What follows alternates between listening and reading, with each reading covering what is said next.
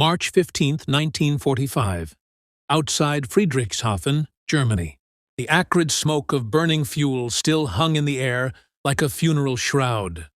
The Wehrmacht auxiliary unit had been retreating for 3 days through the Black Forest's winding paths. 15 women in gray uniforms, their faces etched with exhaustion and defeat, clutched their medical supplies and communication equipment as American armored vehicles encircled their position with mechanical precision. These were the Wehrmachthelferinnen, female auxiliaries who had served as nurses, radio operators, and administrative personnel for the German war machine that was now crumbling around them like ancient stone. At 22, Greta Müller pressed her back against the cold stone wall of a bombed church, its Gothic spires now broken fingers pointing accusingly at an indifferent sky, her stomach cramped from hunger. A constant companion for the past 18 months, she had eaten nothing but a thin slice of ersatz bread mixed with sawdust and a bowl of watery turnip soup for the past 48 hours. The bread tasted of desperation and wood pulp, the soup of broken promises and failed harvests. The sound of American boots on cobblestone grew closer, each step echoing through the rubble-strewn streets like a funeral march for the Third Reich. Lieutenant Sarah Thompson of the Women's Army Corps stepped around the corner, her hands raised in a gesture of peace, her clean uniform a stark contrast to the German women's tattered gray cloth. The German women had expected the worst. They had been told by their superiors that capture meant torture, starvation, perhaps death in American concentration camps that would mirror their own nation's horrors. Instead, they found themselves facing an American woman officer who spoke careful, respectful German and offered them water from her canteen. Clean, fresh water that tasted of hope rather than desperation. Lieutenant Thompson's blue eyes held no hatred, no desire for revenge. Only professional competence tinged with what appeared to be genuine concern for their welfare. By March 1945, the German war machine was collapsing from within like a house built on sand. Food shortages had plagued the Reich since the harsh winter of 1942–43, with civilian rations progressively reduced to barely 1,200 calories per day, half what the human body needed to function properly. German soldiers in the field survived on black bread mixed with sawdust and potato peelings, ersatz coffee made from roasted acorns, and thin soups that contained more water than nutrition. The Wehrmachthelferinnen, though marginally better fed than civilians, still subsisted on meager rations designed to keep them functional rather than nourished. Meat had become a distant memory for most Germans, replaced by turnips, thin broths made from bones boiled multiple times, and synthetic substitutes that left their bodies weak, and their minds focused solely on the next meal's uncertain arrival. The Third Reich had promised its people that sacrifice would lead to victory, that hunger was temporary, that abundance would come with conquest of the fertile lands of Eastern Europe. Heinrich Himmler had declared in a 1943 radio broadcast that the German people will eat well when the Reich stretches from the Atlantic to the Urals, when German farmers till the black soil of Ukraine. But by 1945, even high-ranking Nazi officials struggled to feed their families, resorting to the same turnip soup and ersatz bread that sustained the masses. The women who now walked into American captivity had believed they were fighting for a new order that would restore Germany's prosperity and position in the world. They had been taught that their sacrifice was noble, that their hunger was patriotic, that their enemy was responsible for their deprivation. Instead, they had witnessed their nation's slow starvation, the gradual transformation of a proud people into scavengers fighting over scraps. What these 15 women could not have imagined was that their capture would expose them to a reality that challenged everything they had been taught about their enemies, about the war, about the very nature of strength and weakness. As they were loaded into American transport trucks with surprising gentleness, Greta noticed something that would haunt her for decades. The American soldiers were sharing chocolate bars with each other, carelessly breaking off pieces and offering them to their comrades as if such luxuries were as common as breathing. The chocolate was real chocolate. Dark, rich, sweet, not the ersatz confection made from saccharin and sawdust that German children had learned to accept as treats. The American soldiers handled it with casual indifference, the way one might handle bread in peacetime, with no sense of its precious nature or its scarcity value. Camp McCain, Mississippi, April 2nd, 1945. The Tuis. German women stepped off the transport buses into a world that defied comprehension and challenged reality itself. The camp stretched across rolling hills covered in new spring grass, its wooden barracks neat and orderly, painted white and arranged in precise rows that spoke of American efficiency and organization. But it was not the architecture that stunned them. It was the smell, the rich, overwhelming aroma of frying bacon mixed with fresh bread, real coffee, and something else. Abundance itself seemed to have a scent, warm and inviting and utterly foreign to their war-trained senses. Greta's stomach responded immediately, cramping with a hunger so intense it brought tears to her eyes and made her knees weak. She had not smelled real coffee in 2 years, had not tasted bacon since before the war began, when such luxuries were still possible for middle-class German families. The smell transported her instantly to her childhood kitchen in Munich, where her mother would prepare Sunday breakfast before the rationing began. Before the war taught them that hunger was normal and abundance was selfish. American military doctrine, established by the War Department and personally reviewed by General George Marshall, required that prisoners of war receive the same caloric intake as American soldiers, 3,500 to 4,000 calories per day. This was not mere adherence to the Geneva Convention's requirements. It was a deliberate psychological strategy based on the understanding that well-fed prisoners would be more cooperative, more willing to provide intelligence, and more susceptible to democratic ideals. General Marshall had personally endorsed the policy in a memorandum to camp commanders, believing that word of American abundance would reach German troops still fighting, potentially hastening surrender and saving American lives. "A hungry prisoner thinks only of food," he had written. "A well-fed prisoner can think of other things, including the society that feeds him." The first meal shattered every assumption these women held about their captors and about the nature of the war itself. On metal trays that gleamed under electric lights that burned constantly, without regard for conservation or rationing, they found portions that seemed impossible, almost obscene in their abundance. Thick slices of white bread, soft and fresh, made from real wheat flour without sawdust or potato starch. Real butter, yellow and creamy, not the gray margarine made from synthetic fats that Germans had learned to accept. Beef stew with chunks of actual meat.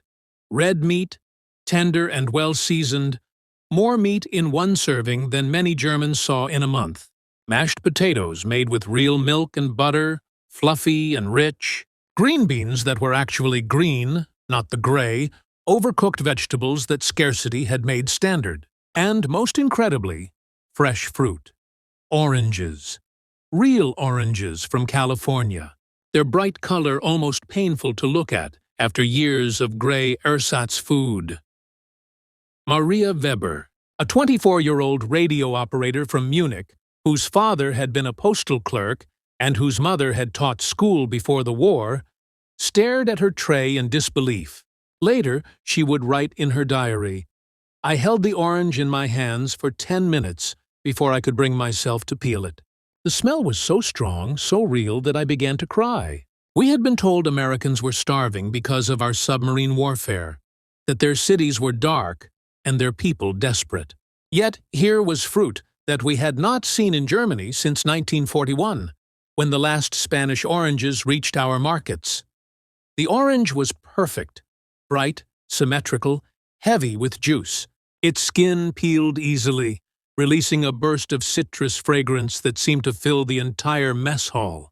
The segments were full and sweet, nothing like the preserved fruit concentrates or the artificial flavoring that had replaced real fruit in German diets. It was abundance made tangible, democracy translated into vitamins and natural sugar.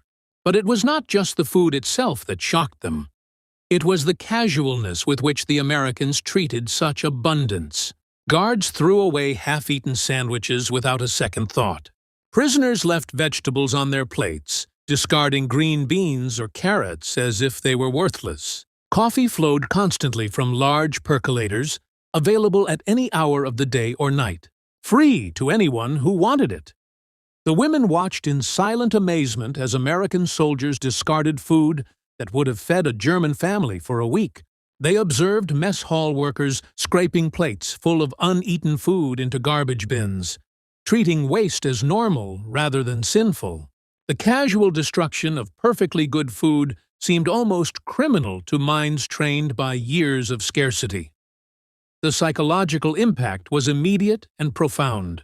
Greta found herself eating slowly, mechanically, tears streaming down her face as she chewed. Each bite carried the weight of revelation. She had expected punishment, deprivation, the same treatment German forces had given their prisoners in camps across occupied Europe. Instead, she was gaining weight for the first time in 3 years, her body responding to nutrition it had almost forgotten how to process. Within 2 weeks of arrival, the German women had each gained an average of 8 pounds. Their hair began to shine, their skin improved, their energy levels increased dramatically. They slept better, thought more clearly, felt stronger than they had since before the war began. The transformation was not just physical but psychological. As their bodies healed, their minds became capable of processing ideas that hunger had made impossible to consider. Yet it was not the adult reactions that would prove most transformative or deliver the most devastating blow to Nazi ideology.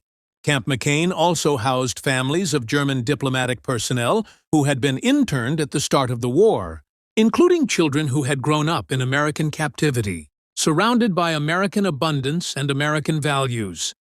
It was these children, some as young as 4 or 5, who would provide the most powerful testimony to the nature of American society. The children ran freely through the camp compound, laughing, playing, their cheeks full and round with health. They spoke English with American accents, mixed German and English carelessly in their conversations. And most shocking of all, they approached the guards without fear, with the casual confidence of children who had never known violence or deprivation. Little Hans Richter, son of a former German consul who had been interned since December 1941, would walk up to any American soldier and ask for candy, confident it would be given. And it always was. The guards would reach into their pockets, pull out Hershey bars or peppermints, and hand them over with smiles, sometimes ruffling the boy's hair or asking about his day in broken German. Greta watched 6-year-old Anna Schmidt skip past the mess hall, humming, "You're a grand old flag," an American patriotic song she had learned in the camp school, while clutching a chocolate bar in her small hand. The child was eating it not with the desperate hunger Greta remembered from German children, but with casual enjoyment, breaking off pieces to share with other children, some of whom refused because they had already eaten their fill and were saving room for dinner. This sight, children eating freely, discarding food when full, taking abundance for granted, broke something fundamental in the German women's worldview. They had been taught that Americans were weak, decadent, that their democracy was failing, that their people were suffering under Jewish and capitalist oppression, while German discipline and sacrifice would ultimately triumph. Yet here were children who had never known hunger, who could not even comprehend the concept of rationing, who lived with such certainty of their next meal that they could afford to be particular about their food. These children represented everything Nazi ideology claimed was impossible. A society so abundant that even its prisoners' children lived better than German officers. Maria Weber wrote in her diary, "Today I saw little Anna throw away half a sandwich because she didn't like the ham. She said it was too salty and asked if she could have peanut butter instead. I watched her do this, and I wept, not for the waste, but for the world it represented. A world where a child can be so certain of her next meal that she can afford to be particular about her food, where preferences matter more than necessity. We have been fighting against this. We have been told this was weakness. The symbolic power of abundance permeated every aspect of camp life, creating a constant challenge to Nazi teachings about American society.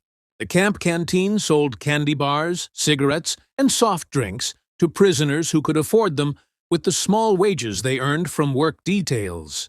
Coca-Cola, that quintessential symbol of American consumer culture, flowed from vending machines that seemed to have unlimited supply, available 24 hours a day to anyone with a nickel. The prisoners earned 15 cents per day for kitchen work, 20 cents for laundry duty, 25 cents for construction projects. These wages, small by American standards, represented unprecedented purchasing power for people who had lived under rationing for years. They could spend this money on luxuries that had been unimaginable in wartime Germany.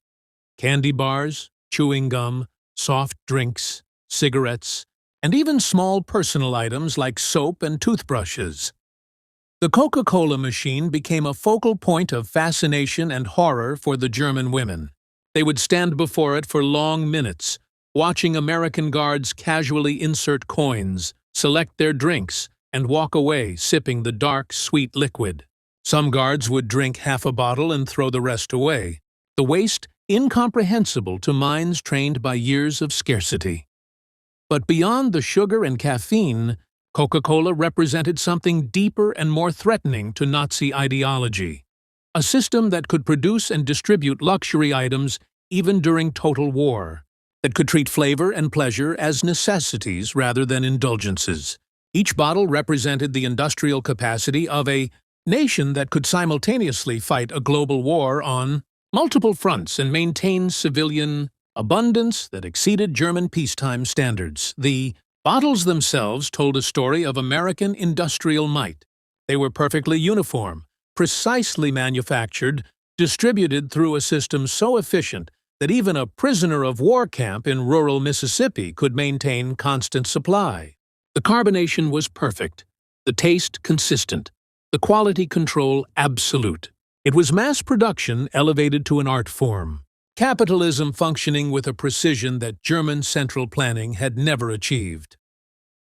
As spring turned to summer in 1945, news of Germany's surrender reached Camp McCain through radio broadcasts and newspaper reports.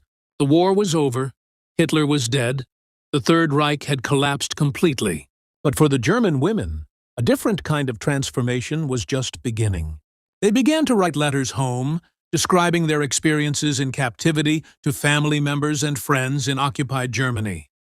These letters, carefully censored by American authorities to remove sensitive military information, still contained enough detail to astound their recipients. The censors allowed descriptions of food, living conditions, and treatment because they understood the propaganda value of such accounts. Every letter became a testament to American abundance and democratic values. One letter from Greta to her sister in Berlin read, "The children here have never known hunger.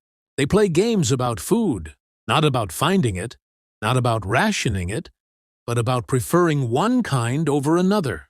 Yesterday I watched a 5-year-old German boy refuse a piece of chocolate cake because he preferred vanilla ice cream. Ice cream, Liesel, in summer, whenever they want it, as much as they want. I have forgotten what that means. To want something other than just enough. To have preferences beyond survival." The American camp commanders, recognizing the strategic value of these experiences, began systematically documenting the prisoners' reactions and transformations. Captain Robert Hayes, the camp's intelligence officer and a former professor of psychology at Ohio State University, conducted regular interviews with the German women throughout their internment. His reports, classified for decades and declassified only in the 1980s, reveal the systematic dismantling of Nazi ideology through simple exposure to American abundance. In one recorded interview from July 1945, Maria Weber told Captain Hayes, "We were taught that America was controlled by Jewish financiers who kept the common people in poverty while they lived in luxury, that your democracy was a facade hiding economic oppression. But here, the common soldiers eat better than German generals. Your guards, simple farm boys from Mississippi and Alabama, they have access to more food, better medical care, more personal freedom than a colonel in the Wehrmacht.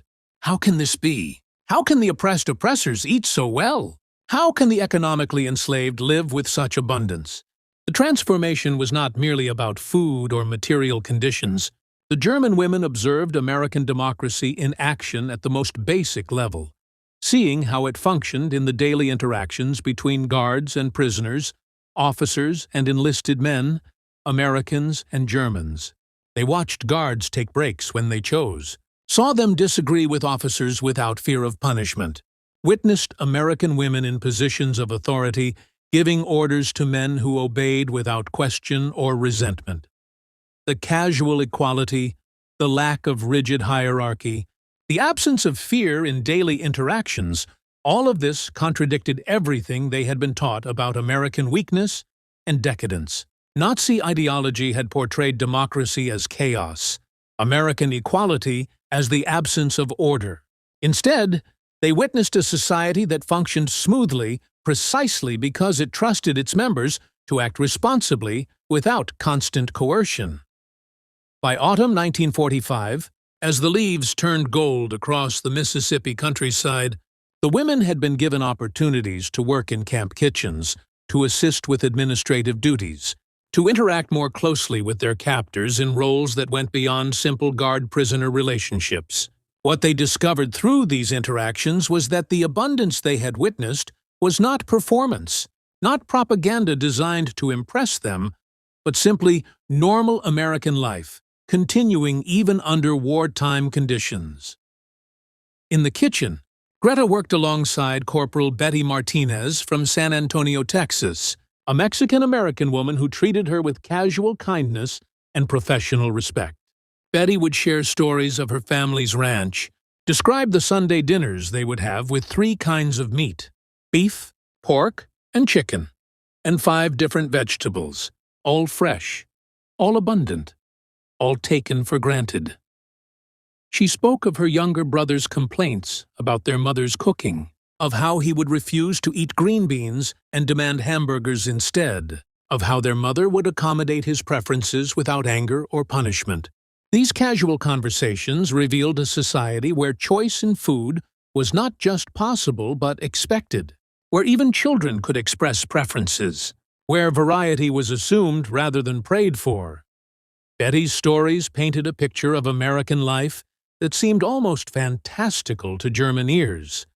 Families who owned automobiles, teenagers who worked part-time jobs to buy luxury items, households with multiple radios, communities where neighbors shared food not from necessity but from generosity. It was abundance so complete that it had become invisible to those who lived within it, like air or sunlight. The German women started paying attention to details that would have seemed insignificant months earlier, but now carried profound meaning. American guards would unwrap sticks of gum, chew them for a few minutes, then discard them for fresh pieces. They observed soldiers receiving packages from home filled with cookies, candies, and other luxuries, then sharing these items freely with anyone nearby, including the German prisoners who had once been their enemies. The packages themselves told stories of American abundance. They contained not just food, but magazines, newspapers, photographs, letters that described a home front where rationing was minimal, where civilian life continued with relatively minor disruptions, where families planned for post-war expansion rather than mere survival. The contrast with German home front conditions could not have been more stark. One day in November 1945, as the first cold weather arrived and the camp prepared for winter, Greta witnessed something that would remain etched in her memory forever, a scene that would define her understanding of American society for the rest of her life. A group of American children from the nearby town of Meridian visited the camp as part of a community outreach program organized by local churches and civic groups.